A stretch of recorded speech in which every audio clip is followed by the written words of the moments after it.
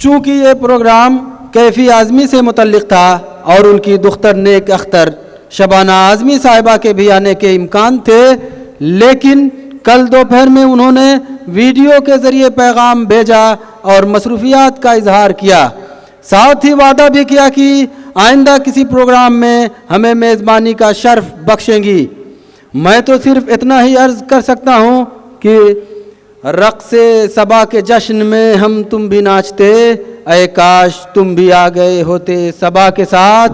اب یہ ان کا ویڈیو آپ لوگ دیکھ سکتے ہیں۔ مجھے اس بات کی بہت خوشی ہے کہ کردار آرٹ اکیڈمی ممبئی پیش کرنے جا رہی ہے داستانی کیفی۔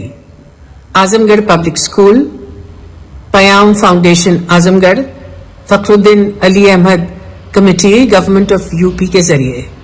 میری بہت خواہش تھی کہ میں خود وہاں موجود ہوتی، لیکن میں اس وقت بداپیسٹ میں شوٹنگ کر رہی ہوں، اس لیے نہیں آ سکی، لیکن اپنی طرف سے میری بہت بہت شبھ کامنائیں سب لوگوں کے لیے۔ یہ ایک بہت اچھا موقع ہے کیونکہ کیفی اعظم گڑھ کا بیٹا تھا اور اعظم گڑھ کو ضرور کیفی کی شان میں ایسا پروگرام پیش کرنا چاہیے۔ شکریہ بہت بہت۔ داستہ گوئی ہماری بہت پرانی روایت، بہت پرانی پرمپرا ہے۔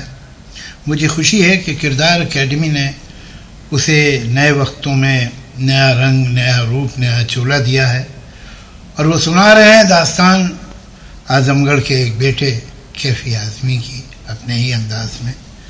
اس کے لیے میں مبارکباد دے رہا ہوں اعظم گڑھ پبلک اسکول کو، پیام فاؤنڈیشن کو اور Fakhruddin Ahmed memorial committee government of U P کو۔